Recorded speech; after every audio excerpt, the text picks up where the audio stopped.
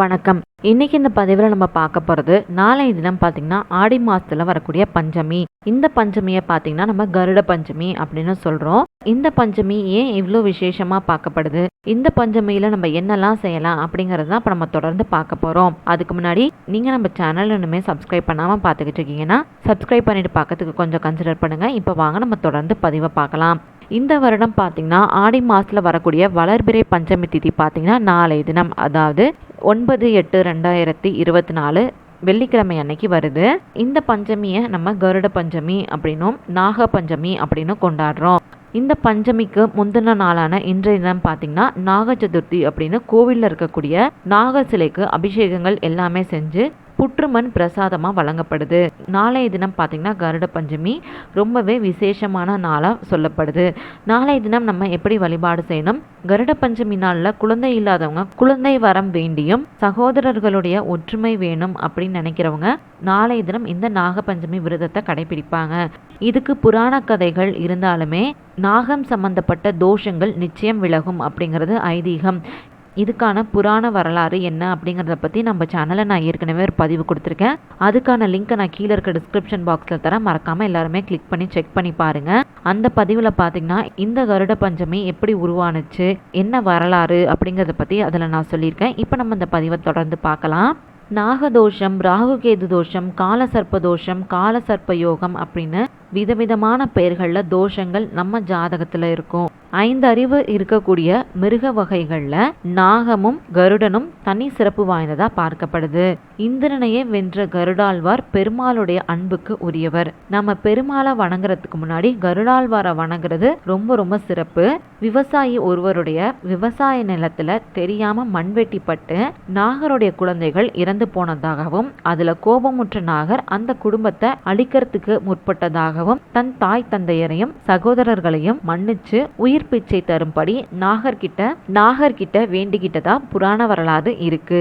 அதே மாதிரி நம்மளுடைய மூதாதையர்கள், நம்மளுடைய வம்சாவளியினர் அப்படின்னு நாகத்திற்கு யாராவது தீங்கு விளைவிச்சிருந்தாங்க அப்படின்னா அடுத்தடுத்து வரக்கூடிய சந்ததியர்களுக்கு பார்த்தீங்கன்னா நாகதோஷத்தை அது ஏற்படுத்திடும். 10ல் ஒருத்தவங்க ஜாதகத்துல பார்த்தீங்கன்னா இந்த தோஷம் நிச்சயம் இருக்கும். சர்ப்ப சாந்தி தோஷம் செய்யறதுக்கு சில ஆலயங்களுக்கு போய் பரிகாரங்கள் மேற்கொள்வாங்க. இது மாதிரி தோஷம் இருக்கிறவங்களுக்கு பார்த்தீங்கன்னா திருமண தடை, குழந்தை பாக்கியம் தடை, இல்ல தீராத பிணி இந்த மாதிரி இருக்கும். இந்த மாதிரி தோஷங்கள் நமக்கு இருக்குமா அப்படின்னு கேட்டா தெரியாது. அதனால இந்த நாக பஞ்சமி நாள்ல விரதம் இருந்து கருடாழ்வாரையும் நாகரையும் நம்ம வணங்குறது சகல தோஷங்களையும் நீக்கும். குடும்பத்துல ஒற்றுமையும், திருமண தடை, குழந்தை பாக்கிய தடை இது எல்லாத்தையும் உடனே நீக்கி சுபிக்ஷமான ஒரு வாழ்க்கையை நமக்கு தரும். நாளைய தினம் நீங்க பாத்தீங்கன்னா அதிகாலை வேளையிலேயே எழுந்து சுத்தபத்தமா குளிச்சுட்டு நாகர் படமோ இல்ல நாகம் இருக்கக்கூடிய கருமாரியம்மன் இல்ல சிவலிங்கம், கருடாழ்வார், பெருமாள் இந்த மாதிரி யாருடைய படங்களா இருந்தாலும் சரி அந்த படத்தை சுத்தம் செஞ்சு வச்சுக்கோங்க. அது மட்டும் இல்லாம தேன், பால் இதை கலந்து நைவேத்தியமா வைக்கணும். உங்களால முடியும் அப்படின்னா நீங்க நாளை தினம் அன்னதானம் செய்யலாம். விரதம் இருக்க முடியும் அப்படின்றவங்க நாளைய தினம் மதிய பொழுதுல உணவு எதுவும் எடுத்துக்காம விரதம் இருந்து உங்களுடைய பூஜையை நீங்க நிறைவு செஞ்சுக்கலாம். இல்ல உங்களால விரதம் இருக்க முடியல அப்படிங்கிற பட்சத்துல சாதாரணமா விளக்கேத்தி தீப தூப ஆராதனை எல்லாம் காட்டி இப்ப நம்ம அடுத்தது பார்க்கக்கூடிய இந்த மந்திரத்தை நீங்க சொல்லி வழிபாடு செஞ்சுக்கோங்க. இதை நீங்க பண்றது ரொம்ப ரொம்ப சுலபம் தான் இல்லையா? இதை யார் வேணாலும் செய்யலாம். இதை நீங்க செய்யறப்ப உங்களுடைய குடும்பத்துடைய ஒற்றுமையை கருதியும் உங்களுடைய சகோதர சகோதரிகளுடைய ஒற்றுமை நீடிக்கணும் அப்படின்னும் குழந்தை இல்லாதவங்களுக்கு குழந்தை பாக்கியம் கிடைக்கணும் அப்படின்னு மனசார வேண்டிக்கோங்க. டிஸ்பிளேல கொடுத்துருக்கக்கூடிய இந்த மந்திரத்தை நீங்க சொல்லி வழிபாடு செஞ்சுக்கோங்க. நான் 2 மந்திரம் கொடுத்துருக்கேன். ஒன்று பார்த்தீங்கன்னா கருட காயத்ரி மந்திரம், இன்னொன்று பார்த்தீங்கன்னா ஆதிசேஷன் காயத்ரி மந்திரம். பொதுவாக பார்த்தீங்கன்னா கும்பாபிஷேகம் செய்யறப்பவும் சிலைகளை பிரதிஷ்டை செய்யறப்பவும் பார்த்தீங்கன்னா கருடாழ்வார் வானத்துல வட்டமிடுவாங்க. இதை நம்மள நிறைய பேர் கண்டிப்பா பார்த்திருப்போம். இந்த நிகழ்வு எப்படி நடக்குது அப்படின்றது இன்னைக்கு வரைக்கும் ரொம்பவே ஒரு ஆச்சரியமான விஷயமா தான் பார்க்கப்படுது. ஒருவேளை நீங்க கருடாழ்வார் வட்டமிடுறத பார்த்திருக்கீங்க அப்படின்னா மறக்காம கீழே இருக்க கமெண்ட் பாக்ஸ்ல எனக்கு தெரியப்படுத்துங்க. கருடாழ்வார் பார்த்தீங்கன்னா ரொம்ப ரொம்ப சக்தி வாய்ந்தவர்.